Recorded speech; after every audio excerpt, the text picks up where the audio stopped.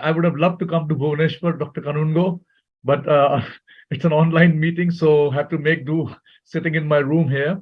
Uh, so the topic given to me is diabetes is not inevitable, a new role of metformin in pre-diabetes. So first of all, what is pre-diabetes? Unfortunately, we do not know how to define pre-diabetes. There's a big confusion. If you take the ADA criteria, fasting 100 to 125, so that's definition number one. Definition number two is 2-hour blood glucose after 75 gram oral glucose, 140 to 199. That's definition number two. Definition number three is ADA HbA1c, which is 5.7 to 6.4. Definition number four is fasting between 110 to 125, unlike 110 to 125 as ADA says. And there was an international expert committee which was brought on to discuss pre-diabetes, and they have come up with the definition of 6 to 6.4. Individually, if any one value is abnormal, is it pre-diabetes? Or should we be using a combination of IFG plus IGT plus HbA1c? Open to question. So when you read the literature, you will get confused with regards to the prevalence, incidence, and all the trials which have been done to prevent progression from pre-diabetes to diabetes depends on what definition has been used to define pre-diabetes.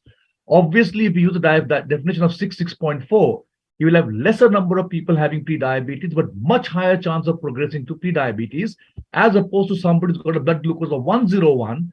If you define that as pre-diabetes, much larger number of people will be diagnosed with pre-diabetes, but the chances of progression to overt diabetes is much less.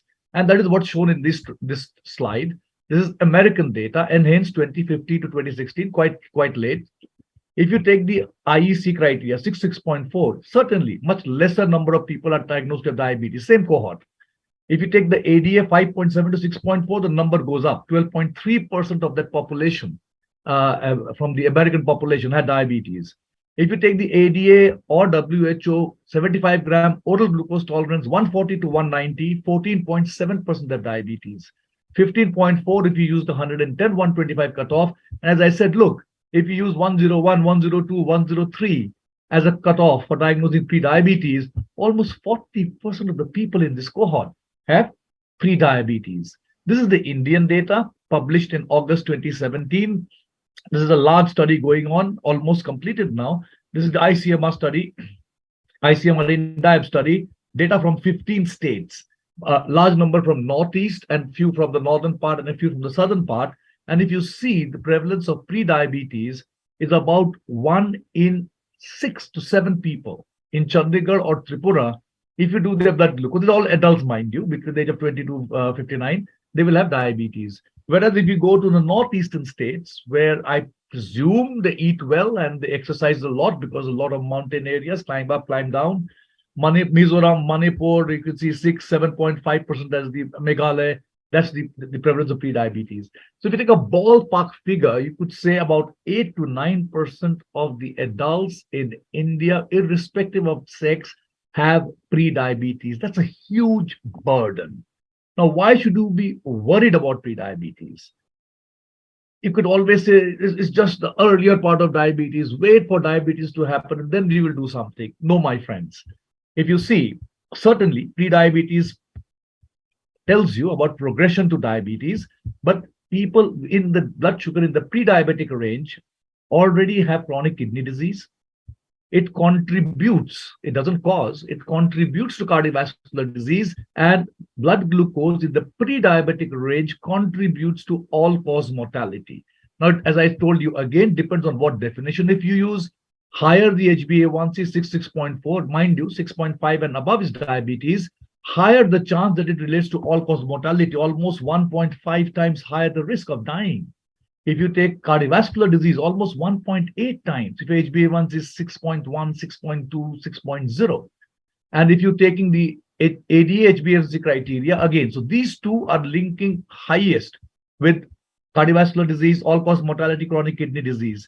Interestingly, the 2-hour glucose value of 140, 199, which diagnoses pre-diabetes, if you use the PP criteria, that also predicts progression to diabetes, chronic kidney disease, and all-cause mortality. So no matter whichever definition you use, higher the dysglycemia. So it's a continuous variable, mind you.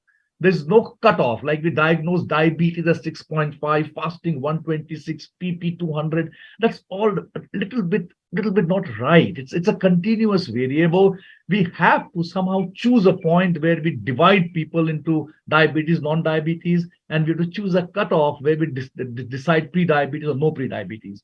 So there are 5 different definitions depending on which definition you're using. Higher the dysglycemia, higher the chance of progressing to diabetes, increasing renal dysfunction, increasing cardiovascular disease. After doing all sorts of analysis, doing regression analysis, where only the glucose is being blamed, blood sugar, lipids, smoking, age, sex, all has been taken care of in the analysis. And glucose per se in this range is contributing to chronic kidney disease, cardiovascular disease, and all-cause mortality. So is type 2 diabetes inevitable in people with pre-diabetes? The answer is a big no. Not everybody with pre-diabetes will develop diabetes. Large number of studies. The best evidence comes from Cochrane library. They go through a lot of data, a lot of hard work. This is a 150-page manuscript which you have to go through. What they have done, cumulative type 2 diabetes incidence percentage, and this is regression. Not everybody with pre-diabetes will go on to diabetes. They may regress if they do proper lifestyle modification.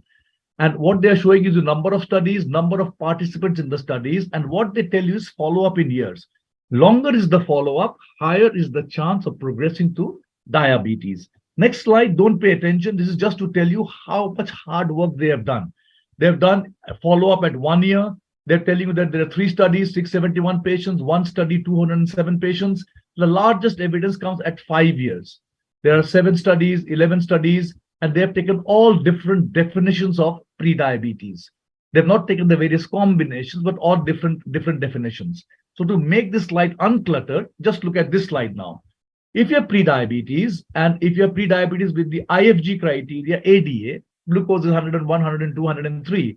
At 5 years, you have 18% chance. So 1 in 6 will go on to develop diabetes. At 10 years, 1 in 4. And at 12 years, 1 in 3.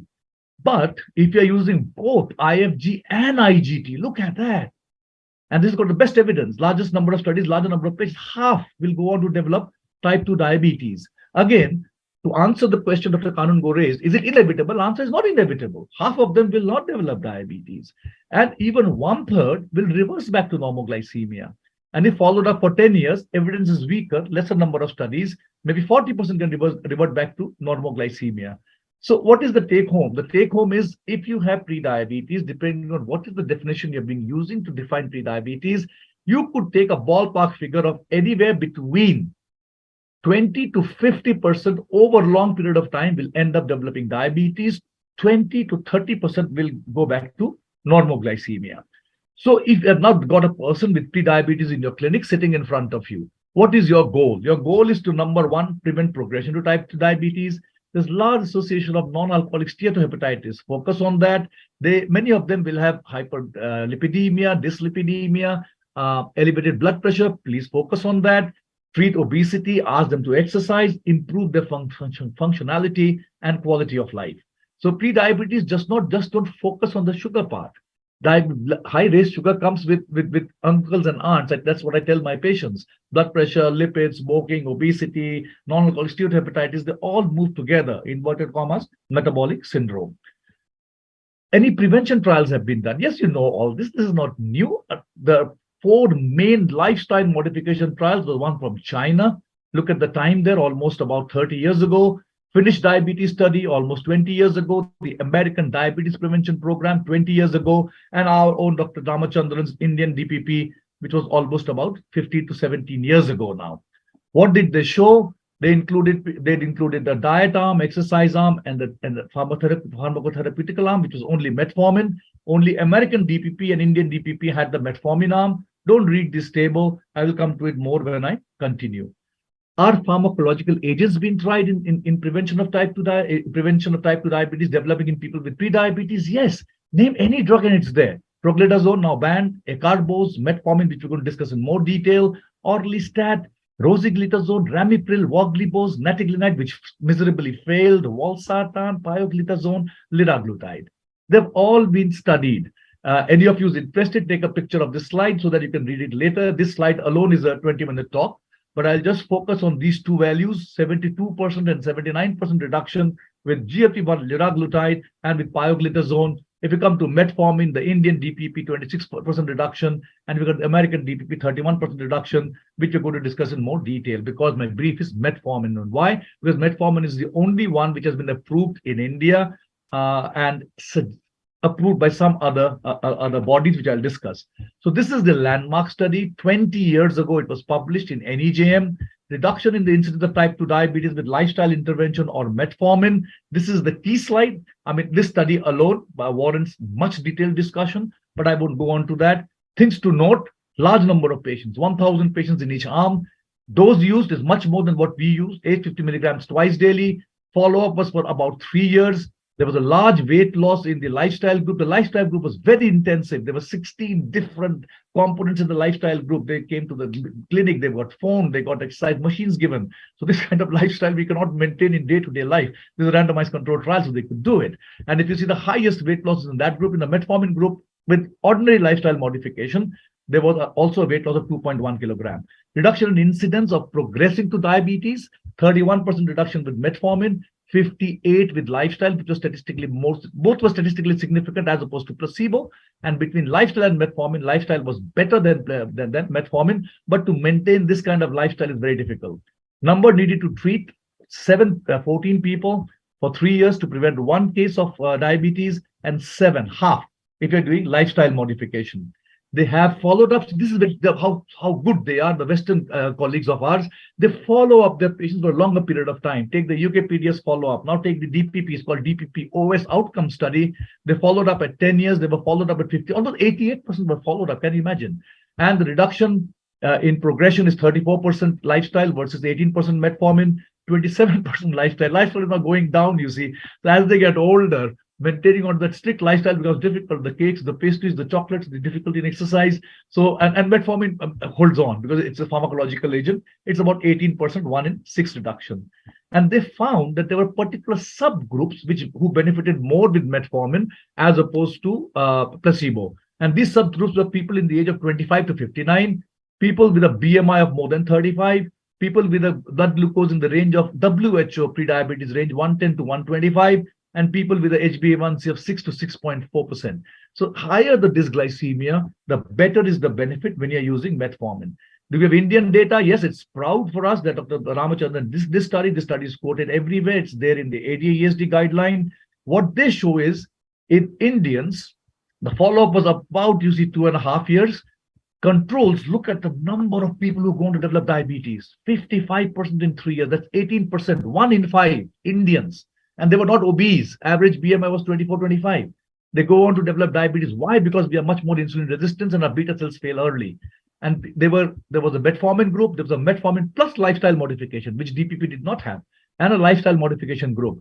And this is the number of people who progress. And the next slide will tell you what is the reduction.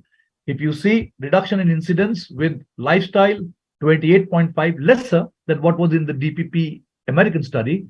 Metformin and lifestyle, there was not much difference as opposed to what was the DPP American study. Why? Because the lifestyle intervention here was not that intense lifetime intervention, which is not possible to maintain that DPP trial, US DPP trial used. The lifestyle modification in the Indian trial was what you and I normally tell our patients: exercise, cycle, walk 30 minutes, etc. Not that 16-point step. They were not given exercise machines, etc. Interestingly, when you combine metformin and lifestyle, there's not much increase in the reduction of progression to type 2 diabetes. And look at the number needed to treat here now, much lesser than what they were with the DPP-4 trial. And use of metformin in the Cochrane database, this included 12 studies, but if you see, the most of them came from DPP and the Indian DPP, and that also tells you about a 50% reduction in progression to type 2 diabetes. So should you use metformin or not? It's always a debate, and this debate I didn't do. This debate happened in 2020. You just take this reference down, read it in detail. Very fascinating reading. Dr. Mayer describes why it should not be used, and Dr. Herman and Dr. Ratner describe why it should be used. The argument from Dr. Mayer is only 2/3 with prediabetes do not develop diabetes. So why use it for everybody? Whereas they say that pre-diabetes is not only progression to diabetes, but there are other issues, renal dysfunction, cardiovascular dysfunction, increased all-cause mortality. So you should be using it. Dr. Kalungo, I will take another 3 to 4 minutes. I'll just discuss the various guidelines. What do they say? This is what I think we should follow. This is the latest standards of medical in type 2 diabetes. Metformin therapy should be considered for prevention of type 2 diabetes in individuals at high risk. And who are at high risk? Individuals 25 to 59 with BMI 35. We'll discuss this because in India to get more than 35 is difficult. We have the Indian guidelines. I'll come to that. Fasting blood glucose equal to or more than 110, of course, less than 126. HbA1c more than 6%. And women with prior GDM who have pre-diabetes, certainly, they should be on metformin. And this is the publication by Dr. Das is also an author in this. Thank you for doing it for us. All the various guidelines have been described here. ICMR, RSSDI, the ADA, which I've discussed, so I've picked it out. Latin America, Canada, Global, Malaysia. They all say lifestyle. So lifestyle is number one. Please do not prescribe metformin and think that you're going to prevent diabetes. No. But then everybody says if lifestyle fails or if they're at higher risk. Now, each body has described higher risk in a different way. I describe the higher risk as described by the American ADA to you. I'll tell you what the Indians tell us. So everywhere, if you see metformin to be considered, where lifestyle change is not sufficient. Dose also is variable. They used 850 BT in the American DPP. The Indian DPP, sorry, I forgot to stress, the dose used was only 250 milligrams twice daily, 500 milligrams of metformin per day, which did that trick of 26% reduction in progression from pre-diabetes to diabetes. So this is what our expert group from India, you can see the names, all the names that you can see are there. Dr. Ramachandran, who did the Indian DPP study, Professor Das, you can see there. Lifestyle intervention is the key to the management of prediabetes. Metformin is the only pharmacological agent. If you see the AAC guideline, they add voglibose, but metformin is the only pharmacological agent recommended. Large randomized clinical trials have provided evidence that metformin is effective. And this is what our DCGI or CDCSO tells you, which has been approved in India. It's the first pharmacological agent which has been approved in April 2022. So almost 8 months now. Many of us don't know this. Indication for use of metformin in adults with prediabetes as follows. Reduction in the risk of delay or onset of type 2 diabetes in adult overweight patients with IGT or IFG or increased HbA1c, any of the three definitions that you want to use, who are at high risk for developing over type 2 diabetes and still progressing towards type 2 diabetes despite the implementation of intensive lifestyle changes for 3 to 6 months. So the brief to me, Dr. Karungo, you gave what's new. This is what's new. We knew this data for 20 years. FDA has still not approved it, even though ADA is recommending it. But we have gone forward thanks to our stalwarts, as I just showed you, and it's approved. But what is the ground reality? Many of us don't know it's approved. And look at the ground reality. There's a very nice paper, very recent, published just this month, which tells you the use of metformin in people with pre-diabetes, the entire US data for the last 12 years. This is what ADA tells you. It's been telling you since 2016. BMI more than 35 and history of GDM, 47,000 patients. Every year when they got diagnosed diabetes, they looked at how many of them received metformin. 1 in 20. Pathetic. And if you take anybody, I mean, people with pre-diabetes diagnosed whichever way, only 1 in 50 are getting metformin. At least this group, people with pre-diabetes who are so obese and who have past history of GDM, some of them, not all, should be on a metformin. Why not? But they are not. Only 1 in 20 of them are on metformin. So my conclusions. These 9 lines are very important, my friends. First, pre-diabetes is common. If I showed you the data in India, anywhere from 6% in our northeastern states to as much as 14% in Chandigarh. I trained from PGI Chandigarh. It's a very nice city, a lot of food is available. It's a major public health issue globally. Why? Because it's not progression to diabetes, but renal dysfunction, cardiovascular dysfunction, all-cause mortality. Individuals with pre-diabetes have these issues. A major challenge in the field is lack of consensus as to how to define. I've said that. Early intervention provides greatest benefit, requires modification of workflow now in a thought processes. Lifestyle modification, say 10 times, is the first line therapeutic approach to pre-diabetes. But often difficult to sustain in practice. And I am your prime example, ladies and gentlemen. I mean, I know I have to do lifestyle modification. I fall in pre-diabetes group, but I can't stop.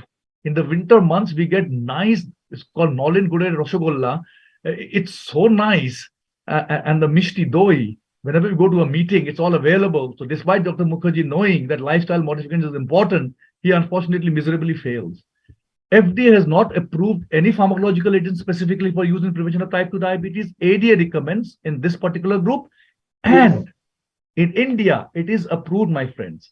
Despite that, real world use of metformin in young people with pre-diabetes is very, very low, pathetically low, and we should change it. So we have been through the entire pre-diabetes gambit in the 15. I think I've gone to 18 minutes. Apologies for that. Back to you, Dr. Kanungo. Thank you for